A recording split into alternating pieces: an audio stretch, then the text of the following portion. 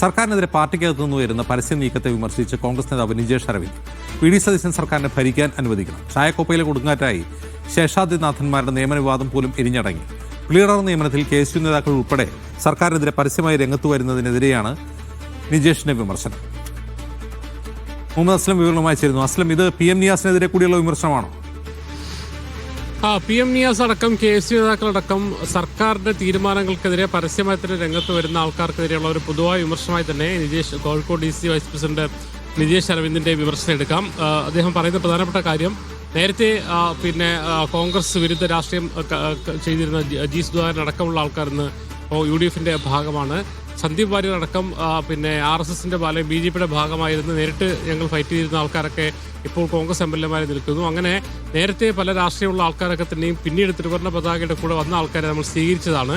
അതുകൊണ്ട് തന്നെ ആദ്യകാലത്തെ രാഷ്ട്രീയം മുൻനിർത്തിക്കൊണ്ട് പ്ലീഡർ നിയമനം ഉൾപ്പെടെയുള്ള കാര്യങ്ങളിൽ വിമർശനം ഉന്നയിക്കുന്നവരെയാണ് അദ്ദേഹം വിമർശിക്കുന്നത്. നീണ്ട 10 വർഷത്തിന് ശേഷമാണ് അധികാരത്തിൽ വരുന്ന. ആദ്യകാലങ്ങളിലെ പ്രശ്നങ്ങളുണ്ടാവും. സ്വാഭാവികമായിട്ടും മാധ്യമങ്ങൾ സർക്കാരിനെതിരായ വാർത്തകൾ കൊണ്ടുവരാൻ ശ്രമിക്കും. ഈ പ്രയാസം ഈ സമയത്തൊക്കെ തന്നെ പാർട്ടി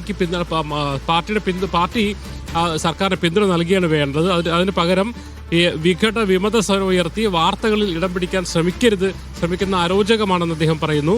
മാത്രമല്ല, പ്രതിപക്ഷം പോലും ഏറ്റെടുക്കാത്ത കുത്തിത്തിരിപ്പുകളുടെ അംബാസഡർമാരെ മാറാൻ ശ്രമിക്കുന്നവരുടെ സ്ഥാനം അടയാളപ്പെടുത്തും. മാത്രമല്ല, PM നിയാസ് ഉയർത്തിയ ശേഷാദ്രൻ വിവാദത്തെ അങ്ങനെ അദ്ദേഹം വിശേഷിപ്പിക്കുന്നത് ചായക്കോപ്പയിലെ കൊടുങ്കാറ്റയായി ശേഷാദ്രിനാഥന്മാരുടെ നിയമന വിവാദം പോലും എരിഞ്ഞടങ്ങിയ വർത്തമാനകാലത്ത് എന്നാണ് അദ്ദേഹം സൂചിപ്പിക്കുന്നത്. ആ അർത്ഥത്തിൽ V.D. സതീശൻ സർക്കാരിനെ ഭരിക്കാൻ അനുവദിക്കണം. ഉയർന്നു വരുന്ന വിവാദങ്ങളിൽ അതിലെല്ലാത്തിലും കോൺഗ്രസിന്റെയും അല്ലെങ്കിൽ KSUടെയും മറ്റ് നേതാക്കളൊക്കെ തന്നെയും പോയി തലവെച്ചു കൊടുത്തുകൊണ്ട് സർക്കാരിനെതിരായ വിമർശനങ്ങൾ ഈ ഘട്ടത്തിൽ ഉന്നയിക്കേണ്ടതില്ല, അല്ലെങ്കിൽ അത് ഉന്നയിക്കുന്നത് ശരിയല്ല എന്ന് കൂടി അദ്ദേഹം പറയുന്നുണ്ട്. എന്ന് പറഞ്ഞാൽ, ഇപ്പോൾ ഉയർന്ന വിവാദങ്ങൾ പലതും കഴമ്പില്ലാതെ മുന്നോട്ട് പോകുന്നു. അതിൽ തന്നെ പല നേതാക്കളും പരസ്യമായി രംഗത്ത് വന്ന് സ്വയം അവർ അരോചകമായി മാറുന്നൊരു സമയമുണ്ട്. എന്തായാലും കുറച്ചു കാലമെങ്കിലും സർക്കാരിനെ ഭരിക്കാൻ അനുവദിക്കുക എന്നതാണ് നിജേഷ് അരവിന്ദ് ഫേസ്ബുക്ക് പോസ്റ്റിലൂടെ ഉന്നയിക്കുന്നത്. എന്തായാലും പ്ലീഡർ വിവാദം, അതോടൊപ്പം തന്നെ ശേഷാദ്രിനാഥൻ വിവാദം ഉൾപ്പെടെ പല കാര്യങ്ങളിലും അതിൽ നിന്ന് വ്യത്യസ്തമായി പാർട്ടിക്കകത്ത് നിന്ന് തന്നെ ആൾക്കാർ പരസ്യമായി രംഗത്ത് വരുന്ന ഘട്ടത്തിലാണ് നിജേഷ് അരവിന്ദിന്റെ പ്രതിരോധം വരുന്നത്.